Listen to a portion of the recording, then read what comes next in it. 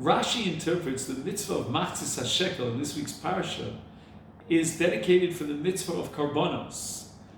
But if that be the case, there's no mitzvah today. We don't have the Beis Hamikdash. The Rambam, on the other hand, opens up Hilchos Shkolim with the mitzvah of giving the shekel.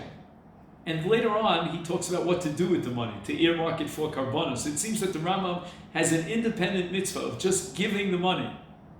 And not only that, in Hilchos Tzedakah, we find, again, Machatzis HaShekel, that on an annual basis, a person, even today, is obligated to Machatzis HaShekel. Is this a mitzvah of charity? The Shulchan Aruch writes, if you have two poor people, they can swap the Machatzis HaShekel one to the other. Nobody gains financially. Obviously, there's a separate mitzvah, an inherent mitzvah of giving, of the Nesina itself. Why? What's the meaning of such a mitzvah? The answer, I believe, is that this is called a kofer nefesh in the Torah's language. I'm trying to imitate God, just like God goes through tzimtzum to contract himself to create the universe. I also have to go through a certain tzimtzum.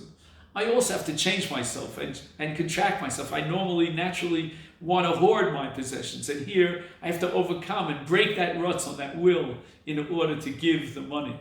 The story is told, I heard it about the Alter Rebbe of Lubavitch, that there was a certain poor person that needed funds desperately.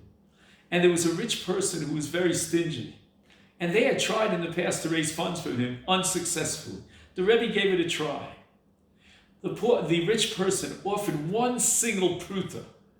And the Rebbe, with a big smile, accepted the pruta. On his way out, the Balabas called him back, gave him a second pruta. And this went on and on until the Balabayas eventually gave him a very handsome sum.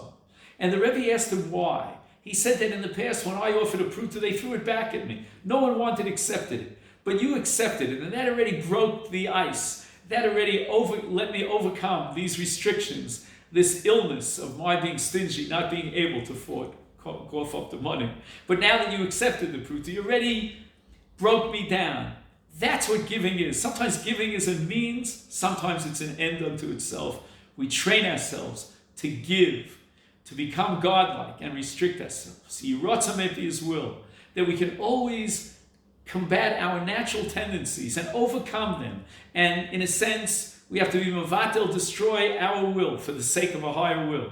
And if we do so, Mirz Hashem, we'll be zocher to a true kaparas hanefesh. Keni Ratzon, amen. Thank you, and Shavua Tov.